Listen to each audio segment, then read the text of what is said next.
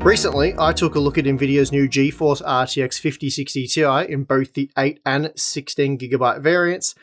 Now look, the 16GB model, it was decent. I'd go even as far as to say quite good in the current market. That is, if available at $430 US, which is the MSRP. The 8GB version though, that was a piece of crap. It's a horrible trap for gamers in our opinion. Even if available at the $380 US MSRP, it is a heavily compromised product that is going to age extremely poorly. Granted, 8GB is still enough VRAM to play the vast majority of games out there today, and in fact, you can play any and all games with the right quality settings. They just might not be the right quality settings for a brand new $400-ish GPU. But you know what is right? This sponsor spot. Today's sponsor spot is brought to you by Icewhale and their new next generation Zima Board 2, powered by the Intel N150 processor with support for up to 16GB of memory. The Zima Board 2 is a high-performance single-board server, equipped with dual 2.5GB Ethernet ports, dual SATA ports, and PCIe 3.0 expansion, all while featuring the latest Zima OS built in. Paired with Zima OS, Zima 2 effortlessly transforms into a lightweight NAS, offering one-click RAID setup, remote access, backups, and more, making it easy for users to manage scattered data with simplicity and efficiency. Meanwhile, the Zima OS App Store provides a rich ecosystem of hundreds of third-party apps, turning Zima Board 2 into a versatile home server to meet diverse needs. Zima Board 2 also lets users flash their preferred systems, and with its robust hardware expandability, it can become a self-hosted server or even support advanced setups like clusters, ready for enthusiasts to explore. Zima Board 2 is now live on Kickstarter, so for more information, please check the link in the video description. So, brand new mid-range 8GB GPUs being inadequate to play the latest games is exactly what I explored in my recent 8GB RTX 5060 Ti video, showing you just how compromised this product is in modern games using what would otherwise be reasonable quality settings, had there of course been enough VRAM, and this was clearly demonstrated by the slightly more expensive 16GB model. The results for a lot of the games were very eye-opening, certainly for those of you who haven't been following this developing issue over the past few years like we have, and it's great to see the overwhelming majority of gamers now on the same page. 8GB of VRAM in 2025 simply isn't enough, and it shouldn't be paired with a GPU priced over $200 US. That being the case, quite a few of you were interested to see how the 8GB 5060 Ti would compare to Intel's Arc B580 in these more VRAM limited scenarios. After all, the B580 was an instant hit, largely due to the fact that it claimed to deliver 12GB of VRAM to the mainstream for just $250 US. Sadly for most though, that price tag has never been a reality, with B580s costing more like $330 US, at least 32% above MSRP. And it's difficult to recommend the B580 at that price, even with the 8GB 5060 Ti costing around 35% more. Though keep in mind we're not VRAM limited, the GeForce GPU is on average about 40% faster, so it is a much more powerful GPU. As it stands right now, there isn't really an alternative to the B580 for those of you who want to spend less than $400 US on a GPU. But for those of you who are interested in purchasing a new graphics card, we highly recommend you wait to see what the Radeon RX 9060 series has to offer, and we'll know soon enough. That being said, today's video is purely for science. It's not buying advice. We don't recommend you buy either the B580 or the 5060 Ti 8GB right now. That said, the B580 is a great product at the alleged $250 US MSRP, and if you do somehow manage to get one for that price, I can't imagine you'll end up regretting it.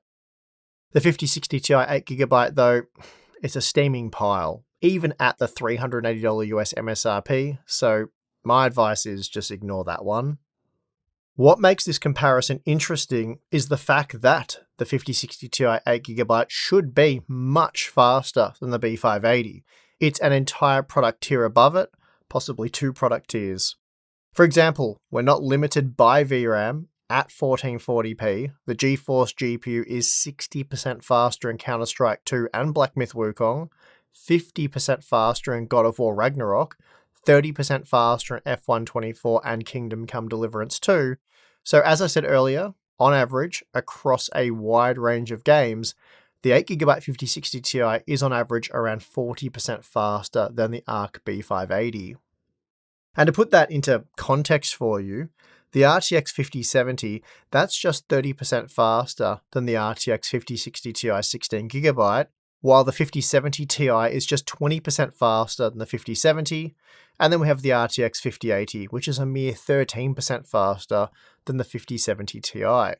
So under no circumstances would you expect the 5060 Ti 8GB to be slower than the Arc B580. That just shouldn't happen at all, and for the 16GB model it absolutely does not happen. So let's take a look at some of the more VRAM limited scenarios. For all of this testing, I'm using a PCI Express 5.0 enabled AM5 system with the 9800X3D and 32GB of DDR5 6000CL30 memory. So this is pretty much a best case scenario for running over the VRAM buffer with an RTX 5060 Ti. The results on a PCIe 4.0 system will be worse, and worlds worse for PCIe 3.0, and that's probably something we'll explore in the near future. All of that said though, this is also a best case scenario for the B580, which does require more of your CPU to work when compared to the 5060 Ti. But again, this is a for science test that looks at VRAM usage on two very different GPUs. Finally, please note that for all of the upscaling data, I'm using DLSS on the 5060 Ti and FSR on the B580, as XeSS scales differently to DLSS and FSR. For example, quality XeSS scales from a lower render resolution than quality DLSS and FSR, which makes it less of an apples to apples comparison, so we're going to use FSR instead. Okay, let's get into it. First up, we have The Last of Us Part 2 at 4K with quality upscaling using the very high preset, and I wouldn't say performance from either GPU is particularly good here. Even the B580 appears to be running into VRAM limits in this example with regular frame time spikes, suggesting that you really do want 16GB of VRAM to play under these conditions. Still, while neither GPU did very well here, the B580 actually fared better than the RTX 5060 Ti, something you'd never really expect to see. In fact, it's something you'd absolutely never expect to see. Still, what we're looking at here is far from ideal, so it's difficult to call this a win for the B580. So let's try again at 1440p. Well, this is very interesting. At 1440p, with quality upscaling, the B580 was good for 82 FPS on average in our test, which is obviously very playable performance. And more importantly, we also saw 1% lows of 68 FPS with no frame time spikes or any other issues to speak of.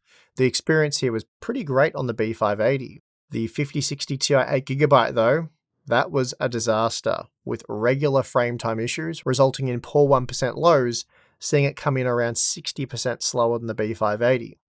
So despite similar average frame rate performance, the experience was much worse on the GeForce GPU.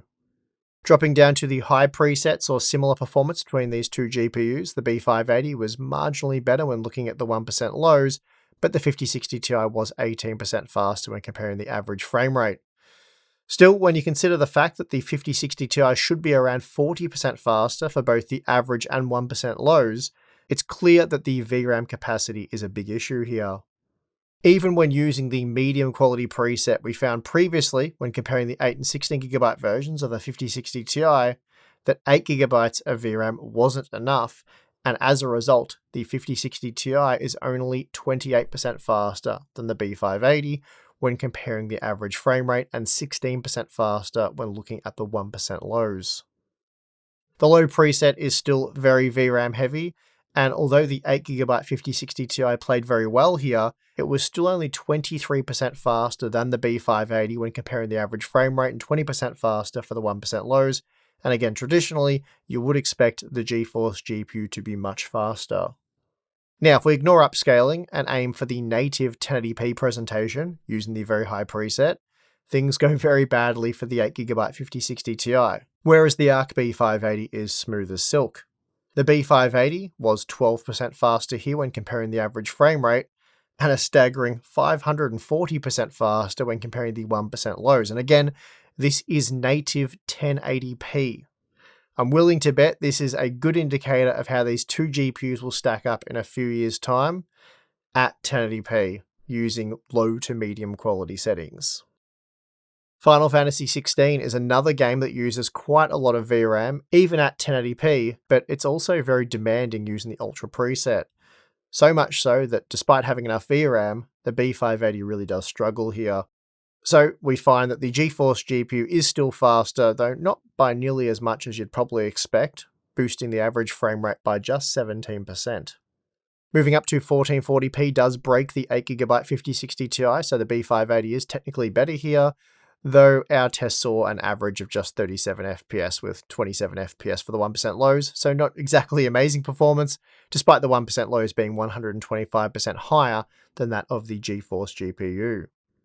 But if we enable quality upscaling at 1440p, things change quite a lot, and now the B580 is able to deliver what some gamers would call acceptable performance at around 60 FPS, and this saw the Arc GPU pull ahead of the 8GB 5060 Ti by a 46% margin, which again is something that should never be possible when comparing these two products.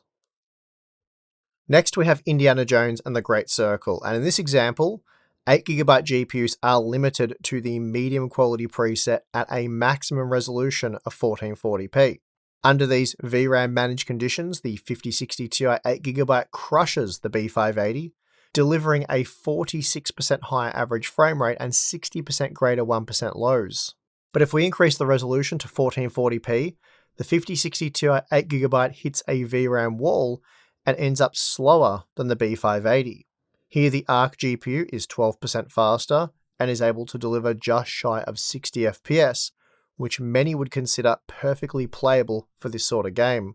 More crucially, at resolutions such as 1080p, the B580 can play this game using the high and even ultra preset. That's something that's not even possible at all on the 8GB GeForce GPU. Moving on to Hogwarts Legacy at 1440p with the Ultra preset, we find the B580 isn't great here, and as a result hands the GeForce GPU a win by a 20% margin, though the 1% lows were improved by 5%.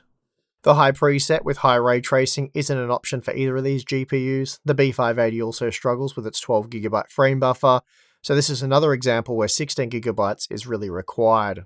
And of course, the budget Intel GPU just isn't fast enough, period, though it does produce much better 1% low performance than the GeForce GPU, and again, that's a result of having a larger VRAM buffer. Then, with the medium preset, along with medium ray tracing, the 8GB 5060 Ti and B580 end up delivering similar 1% low performance, though the GeForce GPU is around 27% faster when looking at the average frame rate. Horizon Forbidden West is a very poor title for 8GB GPUs, such as the 5060 Ti, and as luck would have it, the B580 does work quite well in this title. At 4K, with performance upscaling using the very high preset, the 8GB 5060 Ti is completely unusable by anyone's definition, whereas the B580 provided quite an enjoyable experience. Granted, the performance wasn't amazing here, but with tightly regulated frame time performance, the game was as smooth as it can be at 56 FPS, and that's a 237% increase over the 5060 Ti. Now dropping down to 1440p with quality upscaling, the 8GB 5060 Ti is still awful, whereas the B580 gets even better, now averaging 68 FPS in our test, which saw the average frame rate improved by 152%, and the 1% lows by 241% when compared to the GeForce GPU. So here we really do have a real-world example in 2025 where the Intel Arc B580 is extremely usable and the 5060 Ti is completely broken. Even at native 1080p, the 8GB 5060 Ti can't beat the B580, and in fact, we're really looking at a night and day experience here. The 5060 Ti is still struggling with frame time performance, providing an unsatisfactory 35 FPS for the 1% lows, whereas the B580 was almost 70% faster, providing around 60 FPS for the 1% lows, and an average frame rate of 71 FPS in our test. For this test, we're back at 1440p with quality upscaling, but I've downgraded to the high quality preset. Here the B580 was able to deliver a highly playable 76 FPS with 1% lows of 62 FPS, which incredibly made the budget Intel GPU much faster than the 5060 Ti, 85% faster for the average frame rate, and 130% faster for the 1% lows. And what's interesting to note here is that the CPU utilization of the 5060 Ti configuration is much higher, and you'd only expect to see this if the frame rate was higher. It's possible that by having to go through the CPU's memory controller out to the system memory is having an effect on the reported CPU utilization. I'm not entirely sure what's going on here, but both GPUs were tested in the exact same system under the exact same conditions. Finally, it's not until we drop down to the medium preset that the 8GB 5060 Ti is able to pull ahead of the B580, improving the average frame rate performance by 22% and the 1% lows by 18%. Next up, we have Space Marine 2, and for this game, we're looking at performance at 4K using quality upscaling with the very high preset. And in this particular example, this is very much a for science test, as you wouldn't use the B580 under these conditions, though you can the 5060 Ti if it has 16GB of VRAM. Anyway, the B580 actually plays worse than the 8GB 5060 Ti here, but crucially, it doesn't look worse. Again, as shown in the previous 8GB versus 16GB 5060 Ti content, the 8GB model does not render the majority of textures in the game as they can't fit into the memory buffer. So rather than push them out to system memory, which results in terrible performance, the game engine essentially deletes them, resulting in a low-resolution, blurry mess that looks truly awful. So while neither GPU technically wins here, at least the B580 is able to render the game correctly. Another game that doesn't play well on either GPU, using the very high preset at 1440p with balanced upscaling, is Assassin's Creed Shadows. The 8GB 5060 Ti is a little faster here and generally offers better frame time performance, despite the game requiring more than 8GB of VRAM under these conditions. Moving on to Cyberpunk 2077, here we're looking at ray tracing performance, using the medium ray tracing preset at 1440p with quality upscaling. And again, neither GPU was amazing under these conditions, but the B580 was able to deliver a smooth experience with 1% lows 87% greater than that of the 8GB 5060 Ti. So, whereas I'd say in no uncertain terms that the GeForce GPU is unplayable here, the B580 is usable and provides a decent gaming experience. You can even average 41 FPS at 4K using performance upscaling with the ray tracing low preset. And again, the B580 ends up much faster than the 5060 Ti when doing ray tracing in Cyberpunk 2077, which is a little bit funny. Playing Marvel Rivals using the Ultra preset at 4K with performance upscaling isn't an ideal scenario for either of these GPUs, but the B580 does fare better overall with 37% greater 1% low performance. Lowering the resolution and quality settings will see the game fit within an 8GB buffer, and at that point the 5060 Ti will end up much faster than the B580, like in the examples noted at the start of the video.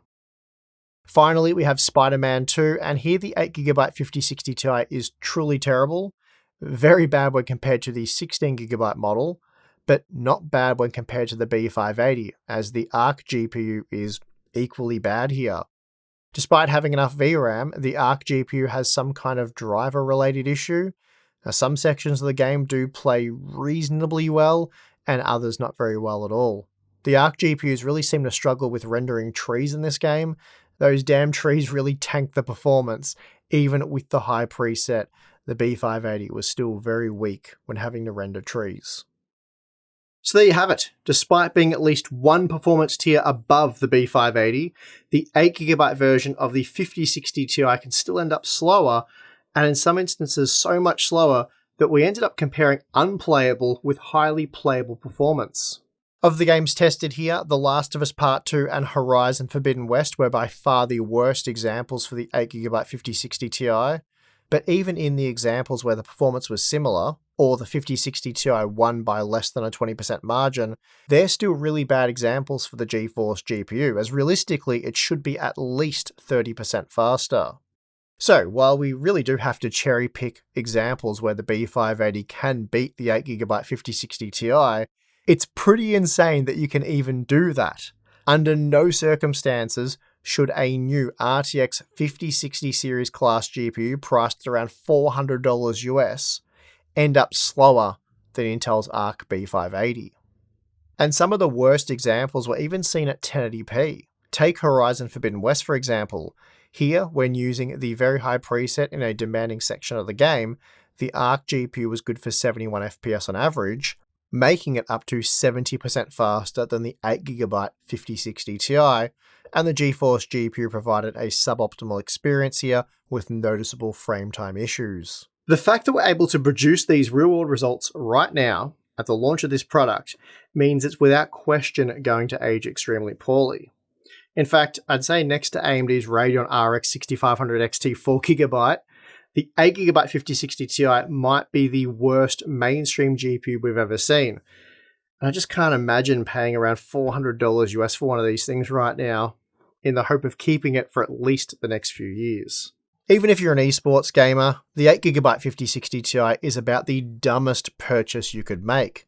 Mostly because, at the time of making this video, the 16GB version can be purchased for $490 US, which might be above the MSRP, but it's just a 14% premium over the 8GB model. Now, you might say saving $60 US is a big deal, but really, over the lifespan of this product, it's not going to be. Especially once you consider the fact that second-hand 16GB 4060 Ti's are currently fetching over 40% more on average when compared to the 8GB models. Therefore, on the second-hand market, you can expect 8GB 5060 Ti's to be near worthless when compared to the 16GB models in a few years' time. No one is going to want this crap. In fact, I don't think they want it right now. You're only buying an 8GB 5060 Ti on accident, and the accident might be that you were dropped on your head at birth, but that's still an accident. And on that note, I am going to end this video. Hopefully you enjoyed this comparison between these two GPUs. Pretty wild that we could create instances where this thing was still playable and yet somehow faster than this thing. Should not happen, but here we are. Anyway, if you enjoyed the video, do give it a like. Subscribe for more content. I will be testing this model with some different PCIe modes to give you guys some insight on how this GPU will perform on older systems using PCIe 4.0 and 3.0. So that could be very interesting. So that'll be coming up hopefully in the next few weeks. And we also have some new games to check out. So yeah, a lot of cool things worth subscribing for. Also, if you want more Hardware Unboxed goodness, we have the join button or Patreon. That'll get you behind the scenes content, access to our exclusive Discord server, monthly live streams and Q&A stuff. So worth checking out if you're interested, but if not, perfectly fine. And of course, I would like to thank you for watching this video. I'm your host, Steve. See you again next time.